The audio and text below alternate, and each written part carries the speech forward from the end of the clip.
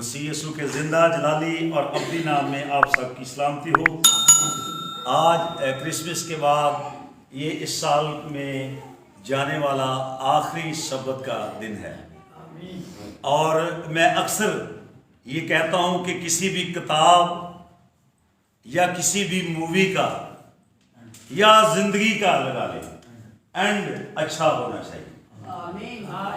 तो मैं पूरी तैयारी के साथ आज खुदा के कलाम को आपके साथ शेयर करने जा रहा हूँ। जितने हमें फेसबुक या यूट्यूब पे ज्वाइन करेंगे उन सब को भी हम खुदावंद की मुकद्दस और जलाली हुजूरी में मोस्ट वेलकम कहते हैं। आइए दूसरी तवारीख की किताब की एक कहानी से हम जो कह रहे हैं उसका आगाज करेंगे। तवारीख की किताबों में से दूसरी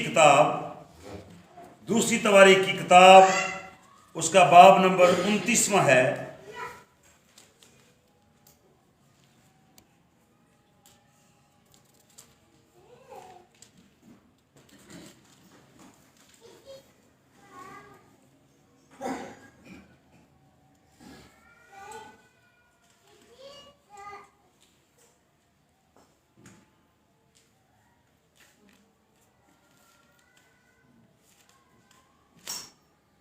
इससे पहले हम 26वें बाब को निकालें ताकि हमारी तरतीब जो हम सोच रहे हैं वो बरकरार रहे। तवारीख की दूसरी किताब उसका बाब नंबर 26वां।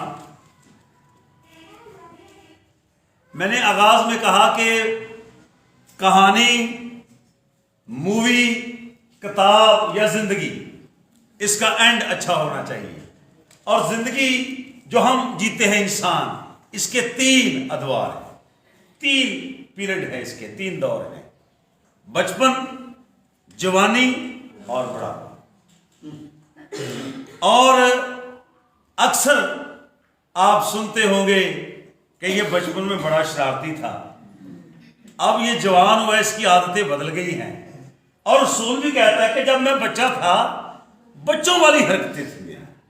रूहानी तौर पर भी जब हम पैदा होते हैं तो सेम वही कैफियत है जिस तरह हम अपनी मां के पेट से पैदा होते हैं। इसी तरह आपकी जिस तरह उम्र बढ़ती चली जाती है उसी तरह आप ज्यादा से ज्यादा मैच्योर होते चले जाते हैं। और मैं चूंकि अरसा दराज से आप में खिदमत कर रहा हूं और मुझे इस बात का पता है कि कब और किस कंडीशन में किस खुराक की कलीसिया को या भेड़ों को जरूरत है। तो चूंकि साल का एंड होने जा रहा है तो आज हम आपके साथ कुछ बातें एंड पे करेंगे कि एंड कैसा होना चाहिए। बचपन में गलतियां जो हैं वो जवानी में खत्म हो जाएं और फिर जो जवानी में बंदा करता है फिर वो बुढ़ापे में या मैच्योर उम्र में जाकर उसको खत्म करना चाहिए, यानी लेवल बदलना चाहिए, जिसको हम कहते हैं तरक्की होनी चाहिए। वैसे तो रीनार्ड अपनी किताब में लिखता है कि गलतियां होनी ही नहीं चाहिए, लेकिन ये नामुमकिन सी बात है। गलतियां तो हो जाती हैं लेकिन वो आगे उसका हल भी बताते हैं कि गलतियां अगर होती हैं, वहां जहां पे लिखा ना, रसूल कहता है कि जो मसीह यीशु में हैं वो गुनाह कर ही नहीं सकते। उसका इब्रानी में जो मतन है उसका तर्जमा है वो गुनाह करते ही नहीं रहते, यानी मुड़ जाने, बाज आ जाते हैं। एक जगह पे जाके आपको अपना लेवल चेंज करना पड़ता है। मैंने अपनी जिंदगी में इसको अपनाने की कोशिश की है और इसका आपको अजर भी मिलता है। याद रखिए, आप हैरान होंगे कि जवानी के दिनों में अगर कोई शख्स अपनी मां, अपनी वाइफ, अपने बच्चों की कुर्बानी देता है तो आप इमेजिन करें कि वो खुदा की नजर में कितना बड़ा मर्तबा पाता है। और यहां पे जब हम बात कर रहे हैं बचपन, जवानी और बुढ़ापा, ऐसे सब आगे आ जाए, इधर इधर इधर फ्रंट पे आए, आ जाए, जूता तो आके आ जाए। Praise God. बड़े ही अच्छे वक्त पे आप आए हैं और ये आपके ही म्यार की बातें हैं। ठीक है, जरा चुप लेके। Thank you. नहीं ऊपर बैठे। Thank you Jesus. चले जी, बचपन में जो गलतियां सरजद होती हैं वो आप जवानी में जाके उसको रिकवर करते हैं, और जो जवानी में होती हैं वो आप बुढ़ापे में जाकर रिकवर करते हैं। दाऊद इसकी सबसे बड़ी मिसाल है। जवानी में उससे बड़ा गुनाह सरजद होता है, और बुढ़ापे में जब कलाम में लिखा है, गुनाह का तो पता ही है ना, सारी दुनिया को पता है कि कौन सा। और जब हम किसी बड़े शख्स की बात करते हैं तो कई दफा लोग कहते हैं आपको ये बात करनी नहीं चाहिए थी।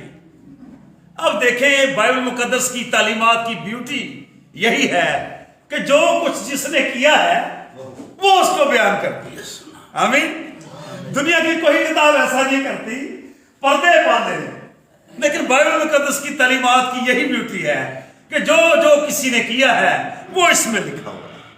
अगर किसी ने गुनाह किया है वो भी लिखा है, अगर किसी ने उसका अजाला किया है वो भी लिखा है, और अगर किसी ने गुनाह नहीं किया वो भी लिखा है। नूह खुदा के साथ साथ चलता रहा और खुदावन ने उसे आसमान पर जिंदा उठा लिया।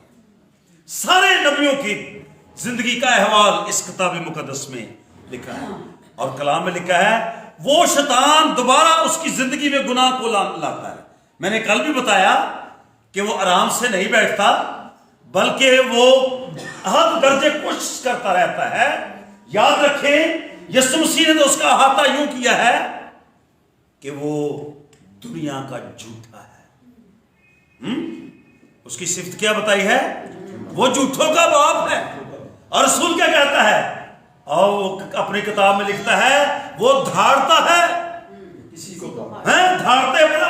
अब जंगली जानवरों को देखें, जब वो धाड़ते हैं तो उनका जो मुंह है वो पूरा खुल जाता है, उनका हलक तक नजर आता है, और उनकी भूख और प्यास उनकी उस धाड़ में नजर आती है, और वो हमला करने में देर नहीं करता। धाड़ता है कि किसी को फाड़ खाए, जवानी हो, बचपन हो या बुढ़ापा हो, शैतान का हमला बराबर आपकी जिंदगी में रहता है। और लिखा है एंड में दाऊद जब बूढ़ा हो गया तो दो शीजाएं उसकी खिदमत करने लगी। दो शीजाओं का मतलब है बिल्कुल यंग लेडीज, यंग लड़कियां, कंवारी बच्चियां। और लिखा है दाऊद को चूंकि याद था कि जो मुझसे हुआ है वो बहुत भयानक था, क्योंकि तब दाऊद 10 कबीलों पे बादशाह था। और कलाम में लिखा है लोग उसकी गवाही देते थे कि ये वो नबी है जिस पे खुदा का फजल है। और आप देखें, उसने बचपन से शैतान के साथ जंग करने का उसको तजर्बा हासिल था। बचपन में उसने जाति जूलियत के सिर को उसके तन से जुदा किया था, तब उसने शोहरत पाई थी। और फिर जवानी में जाकर शैतान ने उस पर ऐसा हमला किया बैतसबा की सूरत में कि उसको खुदा, और वो जंग में नहीं गया था, उसकी गिरावट का सबब मैं आपको बता देता हूं कि क्यों वो अपने मुकाम से गिरा है। ईमानदारों, रास्तबाजों, जब इंसान अपने मुकाम से हटता है तो तब वो गिरावट का सबब होता है। इसीलिए तो वो कहता है सो मैं ते अपनी जगह तो ना कदी चला। उन्हें पता लग गया मेरी जगह की।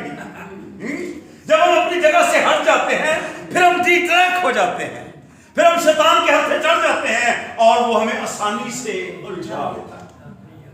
फिर वो हमारे ब्रेन पे और हमारे नर्व सिस्टम पे हमला करता है और हमको काबू कर लेता है। और फिर ऐसी पता कि कहने हैं मैं जो मेरा दिल कहता मैं तो वही करना, यानी जो कलाम कहता वो नहीं करना, जो मेरा दिल कहता है मैं वो करना है। और दिल ला इलाज और हीलेबाज है, उसको कोई दरियाफ्त नहीं कर सकता। लेकिन खुदा उनके कलाम में लिखा है दाऊद ने उन लड़कियों को ना जाना, कलाम में लिखा है, सबूत है। और दाऊद ने उनको ना जाना, इसका मतलब है कि दाऊद उनके करीब ना गया, क्योंकि वो जानता है कि अगर मैं इस उम्र में भी, बुढ़ापे में भी शैतान हमला करता है, याद रखें, ज़हन में रखें, ऐ नहीं कि असं बुढ़े हो गए थे हुण साढ़े हमले नहीं होने, बल्कि ज्यादा होते हैं, ज्यादा तेजी आ जाती है, क्योंकि एंड चलना होता है ना, और शैतान एंड ही तो खराब करना चाहता है। और मैं ये नहीं होने दूंगा अपने चर्च में कि हमारे साल का एंड बहुत बुरा हो। हम साल का एंड बहुत अच्छा करना चाहते हैं, और साल का आगाज इससे भी ज्यादा जबरदस्त करना चाहते हैं, ताकि आने वाले सालों में आप और ज्यादा मजबूत और खुदा के करीब तर होते चले जाएं। आइए खुदा के कलाम में से एक हवाला को लेकर चलते हैं। दूसरी तवारी की किताब उसका 26वां बाब और उसकी पहली है। तब यहूदा के सब लोगों ने उजिया को जो 16 बरस का था, उजिया को जो 16 बरस का था, लेकर उसे उसके बाप इमसिया की जगह बादशाह बनाया। उसे उसके बाप इमसिया की जगह बादशाह बनाया। ये देखें 16 साल की उम्र में, हमारी बिट्टू की कितनी हो गई है अभी तो 14, चलो 2 साल और पालो तो कितना हो जाएगा। ये मेहराब 16 का है मेरे ख्याल, है ना। मेहराब आ गया इधर मेरे पास, शाबाश, इधर खड़े हो। मैं आपको बताने लगा हूं कि अगर 16 बरस की उम्र में इस बंदे को किसी मुल्क का बादशाह बना दिया जाए, तो आप जरा थोड़ा सा ख्याल करें। कई बुढ़ापे में जो है एल्डर सरदार की तरह लगा ले, एल्डर महमूद साहब की तरह, या आप खजांची साहब सदीक गिल साहब की तरह लगा लें। वो कहेंगे पादरी साहब असी तो इन्हें सालों तो तुहाडे नाल तुरे आउंदे ते हुण जो वारी आई है शोहरत दी, ते 16 साल की उम्र का अपना ही बच्चा तुसी खड़ा कर लिया। 16 साल की उम्र में इसको जो रिवार्ड मिल रहा है वो क्या है? उसको बादशाह होने का रिवार्ड मिल रहा है। मैं इसको थोड़ा सा जल्दी में पेश करना चाहूंगा, क्योंकि मुझे एक और जगह पे भी जाकर खुदा के कलाम की खिदमत करनी है। तीसरी आयत से पढ़ लें। उजिया 16 बरस का था जब वो सल्तनत करने लगा। उजिया 16 वर्ष का था जब वो सल्तनत करने लगा, और उसने यरूशलेम में 52 बरस सल्तनत की। अब इसको ये भी एक म्यार मिला है कि जो उसने सल्तनत की उसका एक तवील अरसा हमें यहां पर मिलता है। अब मैं आपको कहना क्या चाह रहा हूं, आप अपने जवानों को ये ना समझें कि उनके पास दिमाग और साढ़े नालों डबल ट्रिपल दिमाग उनके पास। हाँ, मैं कई बातें रस्म से, और ये यहाँ पर रवीफ शैलब होगा, वो ऐसी ऐसी कई दफ़ा साइंसिस्ट बातें, और सुबह मॉर्निंग में यास्मीन है उसको बता रहा कि वो साइंस ये कहती है, वो अगर आदमी ये हो जाए तो वो मैं सुन रहा था।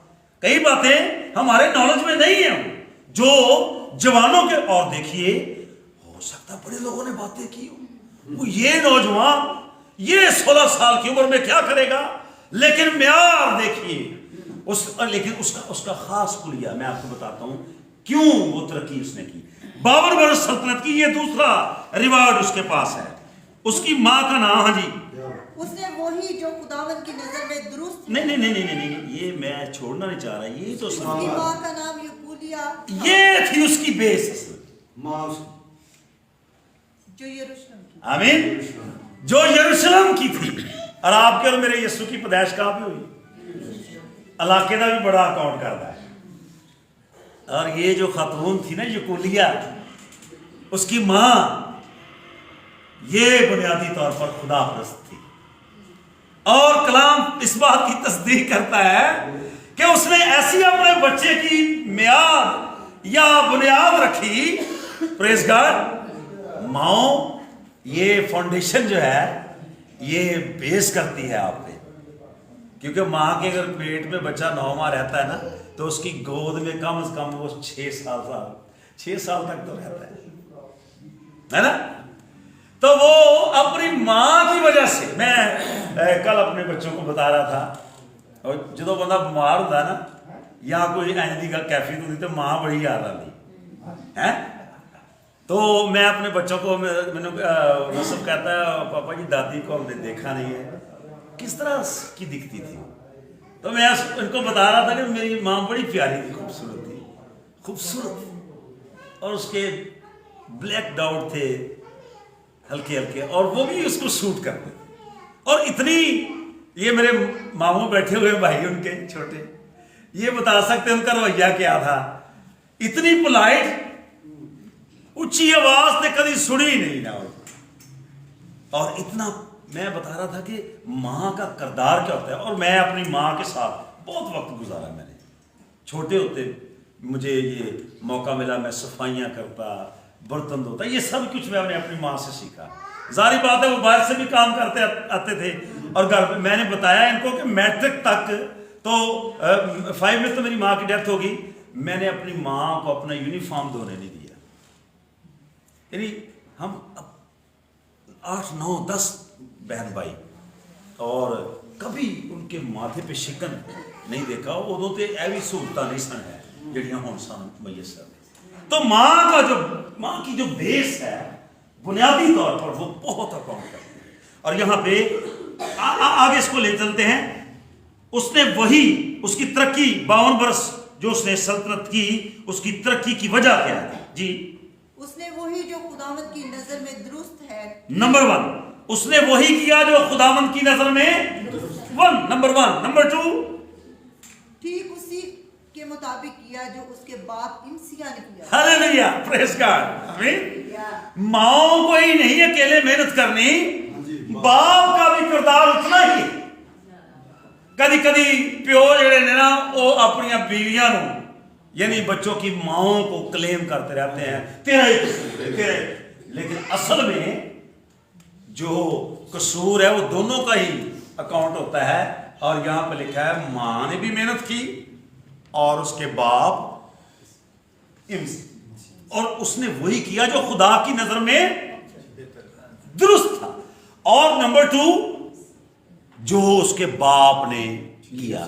इसीलिए तो सुलेमान को भी खुदावन ने कहा कि अगर तू अपने बाप दाऊद के नक्शे कदम पर चले, बरकतें मैंने तुझे दे दी, अकल तुझे दे दी, नेमतें दे दी, दौलत तूने मांगी नहीं वो भी तुझे दे दी, लेकिन कंडीशन क्या रखी है, शर्त क्या है जी?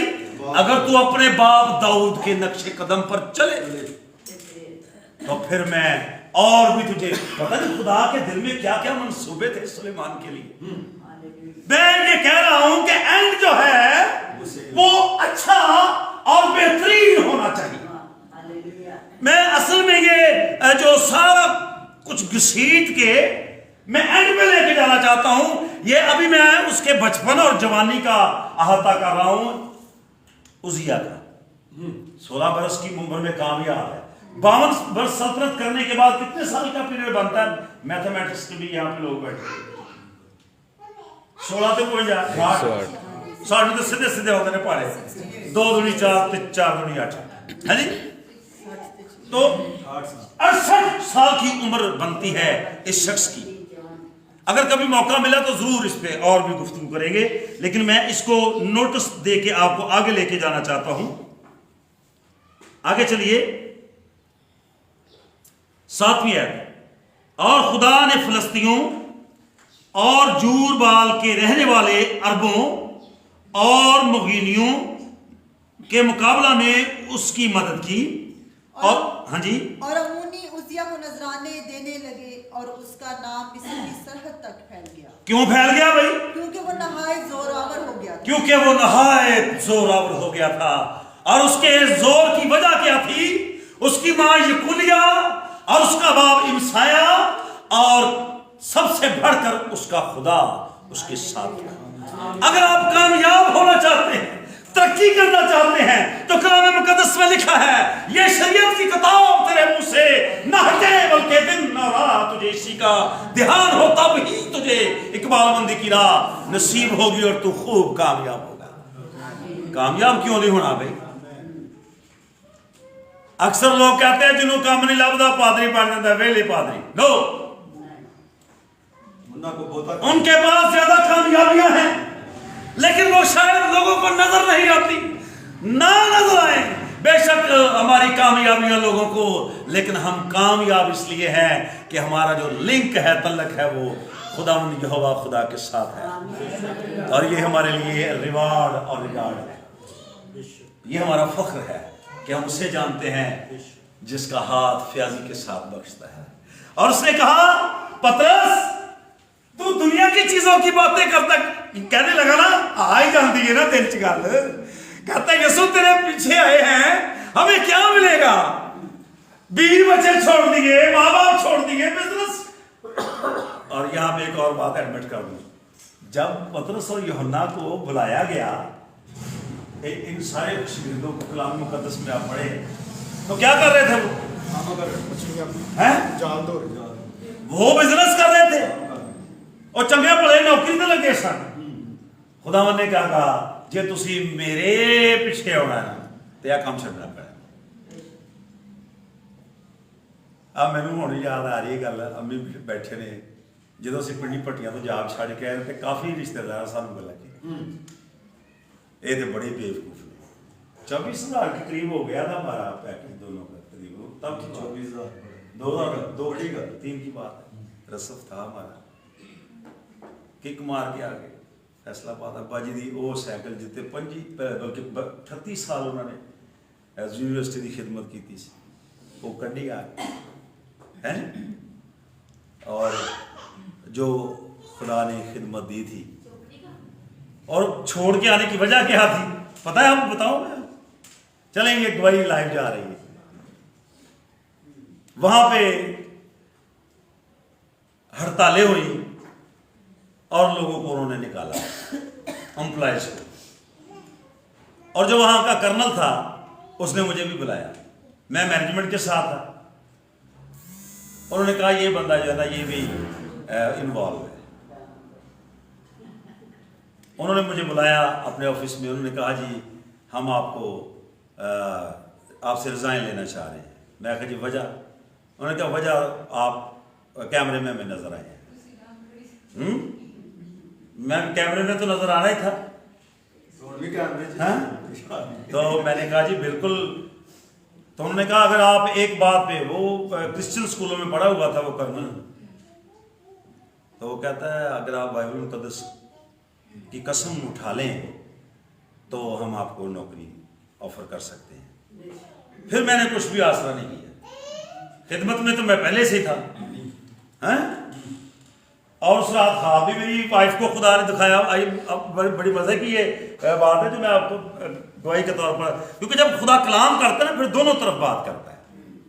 और जॉब ड्यूटी पर जाने से पहले मुझसे कहती है कि मुझे एक ख्वाब है और वो ख्वाब जब आप वापस आएंगे तो तब मैं आपको बताऊंगी। मैं थोड़ा परेशान भी रहा क्योंकि हम एक ऐसे सेक्टर पे काम करते थे जहाँ पे लड़कियां लड़के इकट्ठे थे।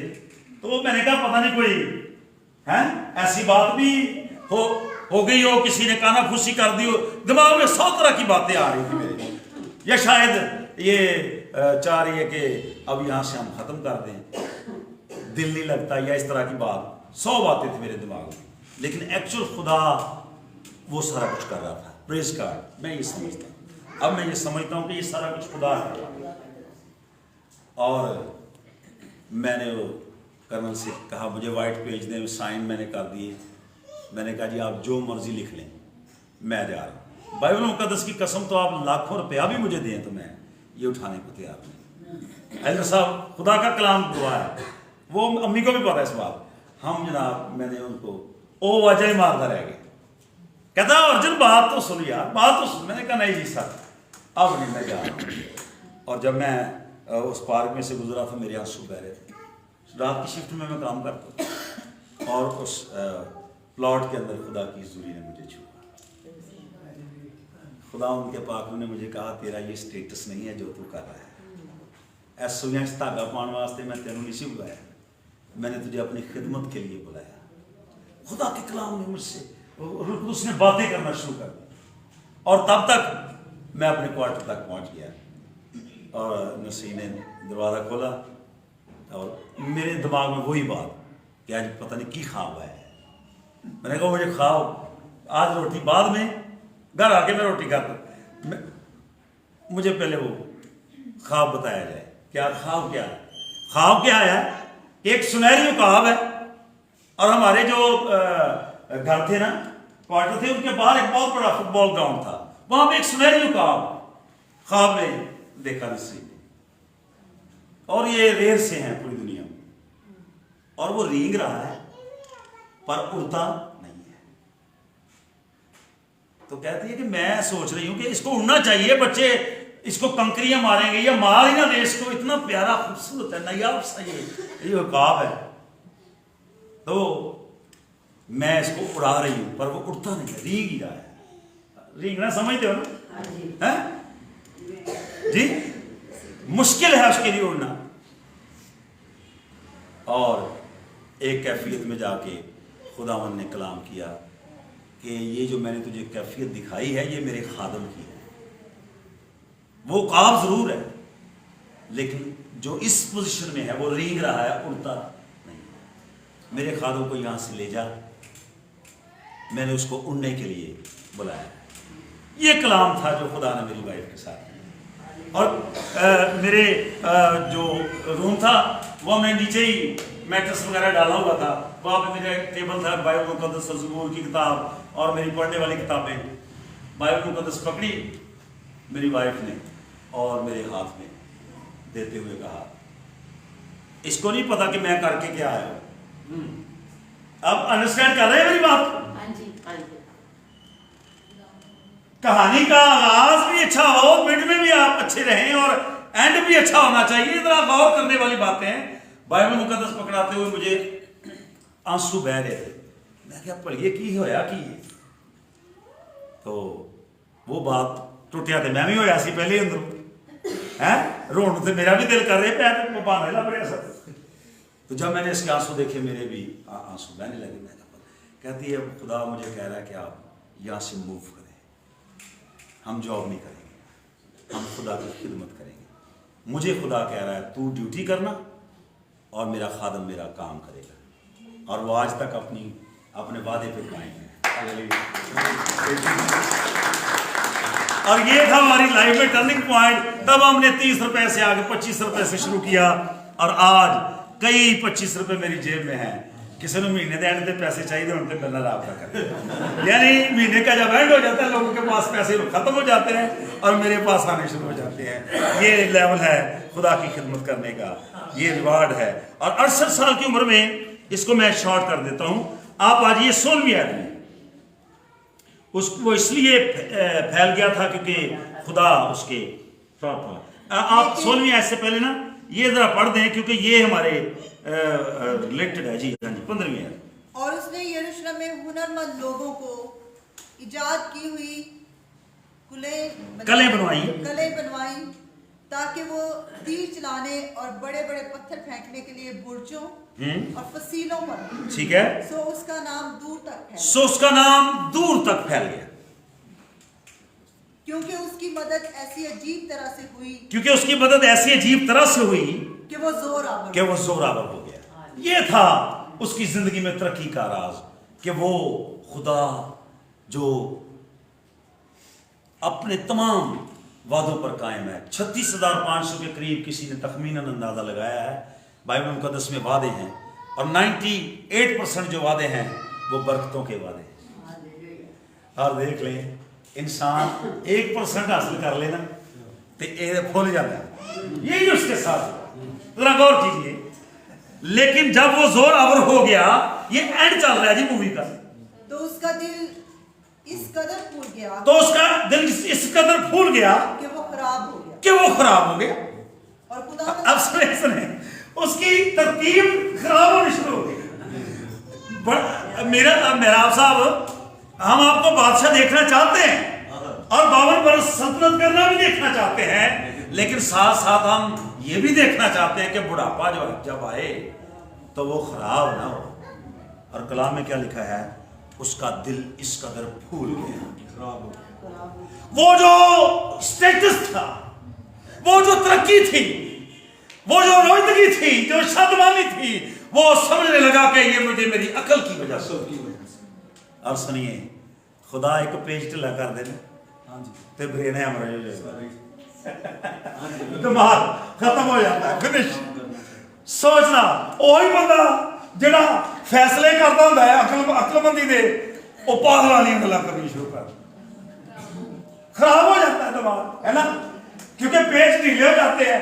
और मुझे नसीब बता रही थी ब्रेन के बारे में कि इसका अल्टरनेटिव कोई नहीं है, रिपेयर नहीं हो सकते।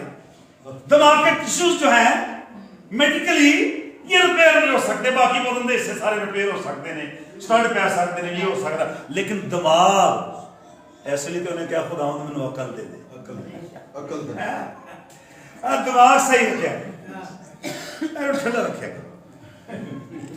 इसके सारी सारी चीजें जुड़ी है।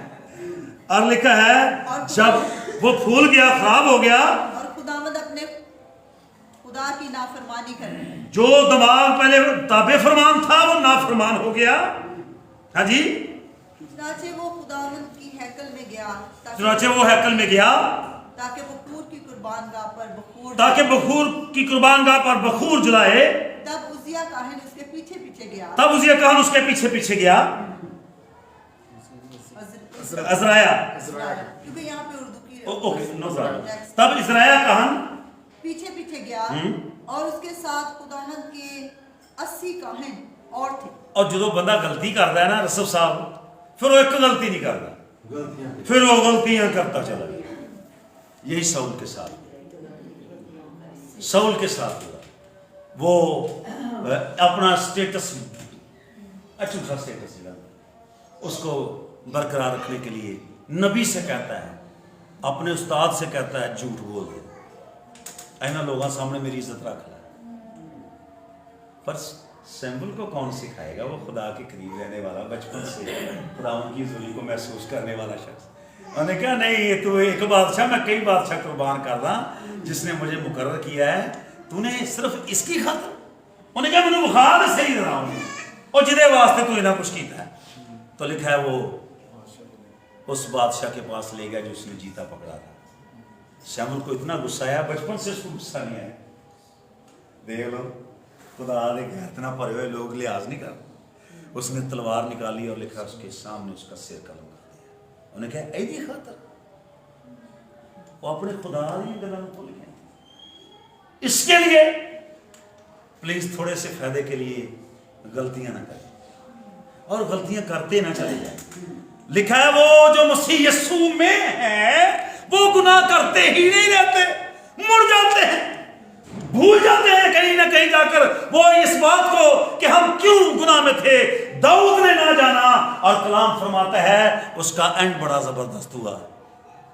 आप क्या चाहते हैं? आज कितने चाहते हैं कि हमारा एंड अच्छा हो? Praise God.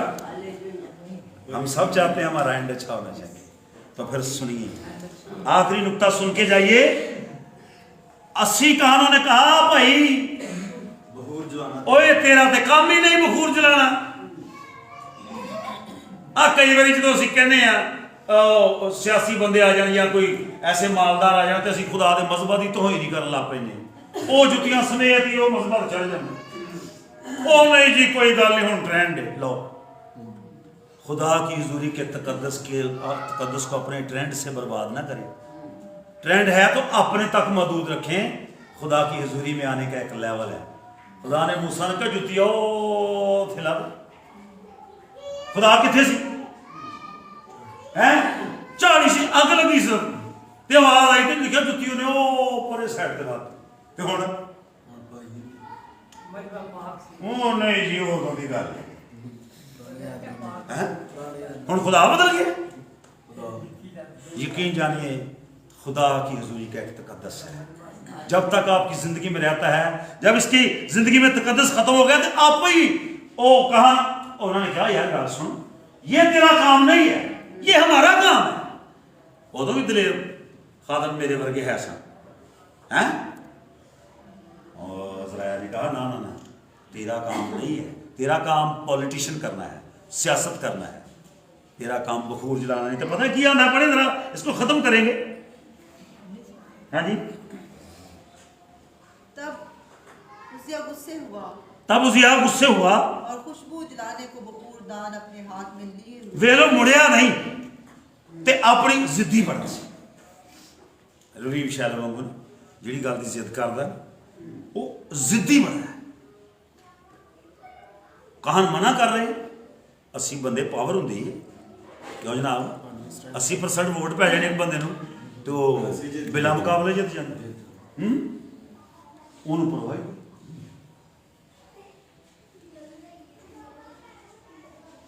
लिखा उठा तो बखूर जलान लगा जी पढ़े जरा जल्दी जल्दी। और जब वो कहनों पर झुंझला रहा था नाल बखूर जला रहा ते नाल गुस्से नाल भरिया झुंझलाने दा मतलब समझदे हो ਤੁਹਾਡਾ मैं इलाज कर ला आ ਜਿਹੜੀਆਂ मैं ਤੁਹਾਨੂੰ पास करा के ਦਿੱਤੇ ना कर्जे कुर्जे ਤੁਹਾਡਾ मैं इलाज बाद च करांगा बखूर जला ला ਤੁਹਾਨੂੰ मेरा काम नहीं पैना थाने च भी मैं ਤੁਹਾਡਾ इलाज कर ला यानी वो दिमाग च ही चल रही होनी सियासत नहीं जी सोचते ना हैं नाले बखूर जला रहे ते नाले अंदर ही अंदर झुंझला रहा है। और सुनिए क्या हुआ वहां पे पढ़िए जरा जोर देकर पढ़िए इसको। तो कहनों के सामने ही खुदावंद के घर के बखूर की कुर्बानगाह के पास उसकी पेशानी पर कोड़ फूट निकला। खुदावंद की कुर्बानगाह के सामने उसकी पेशानी पर कोड़ फूट निकला है। और दुनिया में जो मिस वर्ल्ड या मिस इंडिया या जो भी मिसें बनती हैं उनकी खूबसूरती का जो सबसे खूबसूरत हिस्सा जिसको पास किया जाता है वो पेशानी है। रंग नहीं कई ब्लैक्स जो है वो भी मिस वर्ल्ड हुई है तारीख में। आज से 4-5 साल पहले मुझे पता है एक निग्रो में से सिलेक्ट हुई लड़की पेशानी पे कोड़ फूट निकला। शादी नाज़िर समझ आ रही है ना बेटे हमारी खूबसूरती इस पेशानी से। कहते नहीं जी मां ने सिर ने ना बनाया वो अकलमंद ने वो सिर का मतलब मत्था है सच है तुम मैं दस पिछे तो वाल आ ही जाते असल में कहने का मतलब है मत्था चंगा बनया है जो जिस तरह से सर कहते मकान का मत्था सोना होता ना कभी तो बड़ा ही ज्यादा खूबसूरत होना है ते मथे की गल है सारा। तो लिखा है माथे पर कोड़ फूट निकला। 16 बरस की उम्र में बादशाह है 52 बरस सल्तनत करने के बाद 68 साल की उम्र में इसको और भी बिछोर होना चाहिए था। कलाम फरमाता है ये पिछली उम्र में जाकर पेशानी पर कोड़ लेकर खड़ा है। एंड अच्छा नहीं हो रहा। ऐसे लोगों में जिंदगी ना गुजारें जो फजूल है जिनका कोई मैं आपको ये तंबी कर आज साल खेलेंगे क्यों दाऊद ने छोड़ दी महफिलें। कहता है मैं शिल्लों की सलाह पर ना चलूंगा ना उन ठठाबाजों की मजलिस में खड़ा हूंगा क्योंकि मेरी खुशनुदी उनमें नहीं। और रसूल दुहाई देता है उनमें से निकलकर अलग रहो तो मैं तुम्हें कबूल कर लूंगा। और वहां पे एक जगह पे लिखा है जो लतीफ को कसीफ से जुदा करेगा वो मेरे मुंह की मानत होगा। लतीफ ते कसीफ कौन है ये दुकानदार लतीफ की गल नहीं मैं कर रहा। लतीफ ते कसीफ का मतलब है गंदे चों साफ जो जुदा नहीं ना करता तो कई मिक्सी टुरे आउंदे गंदा भी बिच तो साफ भी बिच। चलो कोई गल नहीं ये पता लगना है उदों जो एंड होना है। वो अपने छाज पटकता है और खलियान को इतना पटकता है वो भूसा एक साइड पे वे लो छाजर कोई मशीनरी तो नहीं ना हैंडमेड ही है ना ते ओ बनाने वाले ने की क्या ही बात है ऐनी वंड की थी भाई जब वो छाज में आप दाने पटकती है मैंने गांव में अक्सर जाए तो आज भी ये रिवाज है जो छुट्टन होता है क्यों जी मान लीजिए वो अलग ही नजर आता है और जो सेब दाने होते हैं वो अलग ही नजर आते हैं। इसलिए उसने कहा मेरी भेड़े मेरी आवाज को पहचानती हैं और मेरे पीछे ओ दूजिया वर्गियां है ही नहीं है भैया उनकी अपनी शक्ल है वो अलग थलग सी नजर आती हैं कैसे मिक्स कर लेंगे ओ नहीं भाई जी मसीह नालों भी बहुत ही मोहब्बत वहां लग जितनी बताई गई है उन्होंने भी बहुत ही मोहब्बत पाने की कोशिश कर नहीं इसलिए भी रुकावट हो सकती है आपकी तरक्की रुक जाएगी। लिखा है झपट कर बचाओ, पर अपनी भी पोशाक का ध्यान करो कि उन्होंने ना लग जाए। तब काहन भी पीछे हो गए, तब चर्च बैरे भी पीछे हो गए, क्योंकि खुदा नमदार हुआ है और उसने खुदा के बखूर दान में खयानत किया। उसको तो ताजी नहीं है बखूर जलाने का, उसकी जिम्मेदारी नहीं है बखूर जलाने की। और जी हम पादरी साहब से कलाम तो सुनते हैं, पर उन्होंने चले ठीक है, जड़ी जड़ी गल नहीं पसंद उन्होंने छड़ दो, ते कलाम ते पसंद जे कि नहीं है।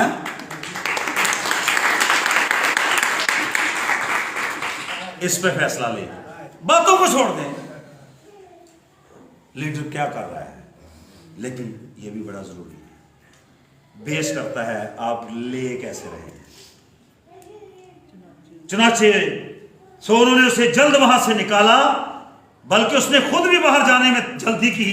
और तेरी जल्दी ना की खुदा दे बंदे फैला है, क्योंकि खुदावंद की मार उस पर पड़ी थी। चुनाचे उज्जिया बादशाह अपने मरने के दिन तक कोढ़ी रहा, और कोढ़ी होने की वजह से एक अलग घर में रहता था, क्योंकि वो खुदावंद के घर से काट डाला गया। कितना प्रोटोकॉल सी यार, हैं कितनी इज्जत सी। मैं आपको आज ये कहूँगा, ये साल का आखिरी शब्द है। आखिरी से मुराद ये नहीं कि गौने नहीं करी जाते, अगो आने हम उनको मोस्ट वेलकम कहेंगे। इन्ने उदास ना हो सुभाव होना इतना सीरियस मैसेज है, इसको सुनना वैसे ऐसे ही चाहिए जैसे आप सुन रहे हैं। आप बड़े अच्छे सुनने वाले हैं, लेकिन आगे तसल्ली भी है। लिखा है कि वो उसको खुदावंद की मार पड़ी थी। चुनाचे उज्जिया बादशाह अपने मरने के दिन तक कोढ़ी रहा, और कोढ़ी होने की वजह से एक अलग घर में रहता था, क्योंकि वहां खुदावंद के घर से काट डाला गया था। और यही उसकी गिरावट का सबब बना, यही उसकी तरक्की में रुकावट बनी कि उसने खुदा के हुक्मों, अपनी माँ की तलीमात। मैनू कल अम्मी कहनी गल हुई, कहती दुध तो मेरा ही पिता है। फख्र होता है ना, दूध पे विश्वास होता है, दूध पे विश्वास होता है। और मैं आपको बता ही दूं, मूसा ने जो बगावत की थी ना, वो अपने माँ के दूध पीने के बायस की थी, क्योंकि उसका माँ का दूध प्योर जो था वो यहूदी माँ का दूध था। इसलिए उसने किक मारी थी तख्तो ताज को, उसने अपनी माँ का दूध पिया था। और एक जगह पे जब वो दोनों माओं के दरमियान एक पालन वाली सी ना, तो एक ने दुध पिया, दोनों आमने सामने हो गई। वो कहती मेरा है, वो कहती मेरा है। वो जिन्हें दुध पिया सी ना, वो कहती ले जा, जहां भी जाएगा मेरा ही कहलाएगा। हालेलुया, रहना मेरा ही है क्योंकि इसके ब्लड के अंदर जो दूध है वो मेरा है, और दूध पे फख्र होता है। और अक्सर मुझे लोग कहते हैं वो कितनी खुशकिस्मत माँ है जिदा पुत्र खादर में है, तो माँ को रिवार्ड मिलता है। इसलिए माओ अपने बच्चों की बेहतर निगहदाश्त करें, ताकि रिवार्ड और रिगार्ड खुदावंद के ज़ुल्म में मिले। तो आइए, एंड अच्छा होना चाहिए। और इसका एंड वैसे आपस की बात है, बहुत बुरा हुआ है, बुराई नहीं, बहुत बुरा हुआ है। लेकिन एक शख्स के बारे में बात करके इसको मैं ख़त्म करने लगा हूँ। आप जानते हैं 12 कबाइल पैदा करने वाले शख्स को, किसके? याकूब को।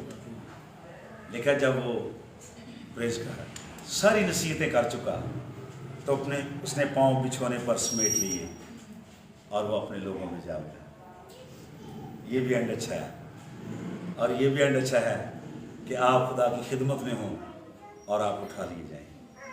खुदावंद आपको आने वाले साल में ज़्यादा से ज़्यादा जोर दे और ताकत दे, ताकि आप बड़ी पावर के साथ साल में दाखिल हो सकें।